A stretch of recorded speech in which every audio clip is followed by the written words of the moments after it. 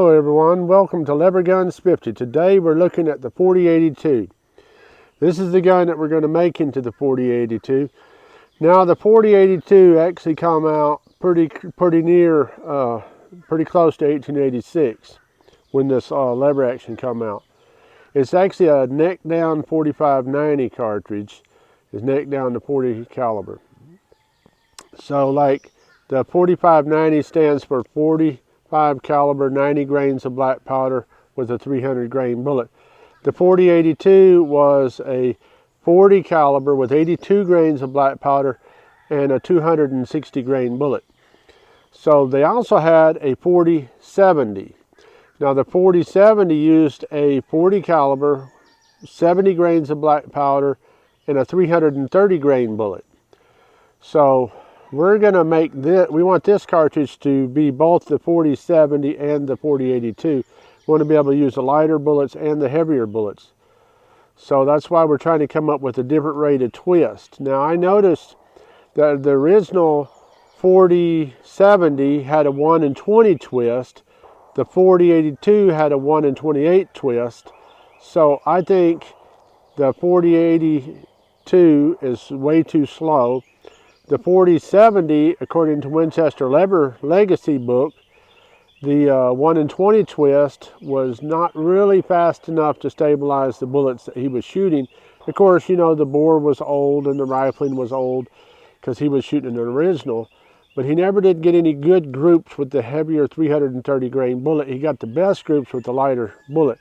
So I'm thinking a 1 in 15 twist or 1 in 16, somewhere in there is going to give us the best rate of spin to stabilize up to a 300 grain bullet.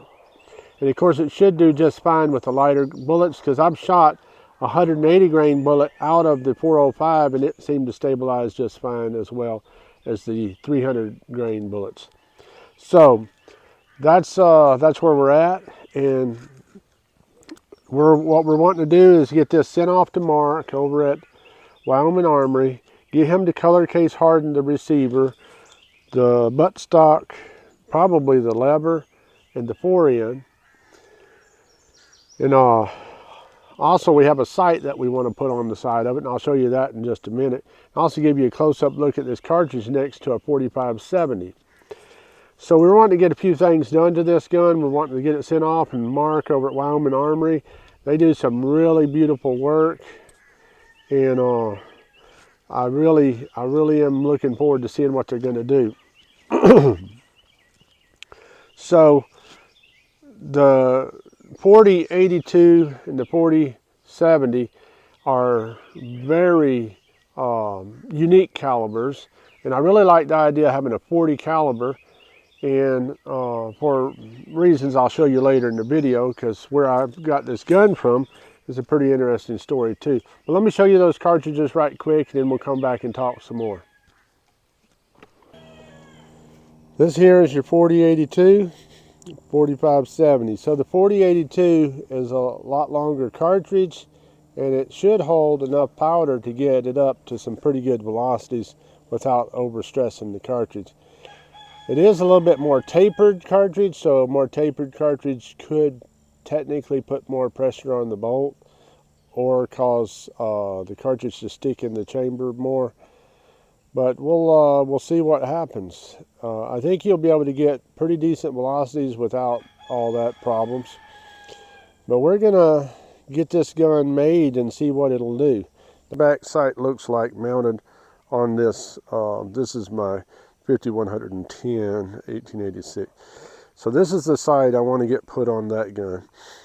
And I think it'll look really good. But I'm thinking it might look better if it was color case hardened. So I'm going to send it over there to Wyoming Armory to Mark and see what he thinks, and we'll get it put on the gun and taken care of. If you want to come along for the ride, because we're going to be making episodes, we're going to get the rifling in the barrel to a quicker rifle or spin rate than the original. So hopefully all this is going to work out good and we'll get some good accuracy, but we're going to try to make it quick enough that it'll at least stabilize the 300 grain bullet well, so that we can shoot it and compare it with the 405 Winchester. So If you want to, run on over to Wyoming Armory and check them out, because you might want to get you one ready to order. And as soon as we find out how accurate that rifling rate is, that we figure out what we want to use. But I'm thinking a little bit faster with smokeless powder, and you'll be able to stabilize that 300 grain bullet a lot better. 4082 has been to both the North Pole and the South Pole. It's one of the cartridges that or the calibers that they carried there for defense against bears or whatever might be there. And so I think it's an interesting caliber because of that very reason, that it was carried to both poles.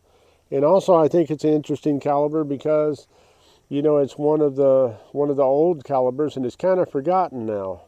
So I'm really excited about bringing it back, and really excited about getting this gun color case hardened and getting a new barrel put on it, and just see what we can do with that cartridge and with that caliber with the modern action and all that stuff. So if you guys are really interested in this, you might want to hop over on the Patreon, because we start doing loading data, although I will not ever recommend you using any of my stuff, because it could be dangerous, especially if you're using an original gun. That's obviously stupid, because this is a modern gun made of modern steel. But if you want to hop over there and see what I come up with for my particular gun and what I'm doing, you're welcome to. Now, like I said, I don't recommend anybody using any of my loading data, and because you would have to do it at your own risk. And so, but anyhow, I'll show you what I'm coming up with, what I'm using. So there's that. And also over there, I also show you on Patreon some of the other loads I've come up with for some of the other calibers. And like I said, big caution there, that was what was safe in my gun. I am not recommending you do any such thing as use my loading data. But if you do want to look at what I'm doing and stuff, you can hop over there. And I don't update it every single day or even every week, but I do keep stuff over there that you won't see over here on YouTube. And I'm trying to add more and more stuff as I go and as people get interested.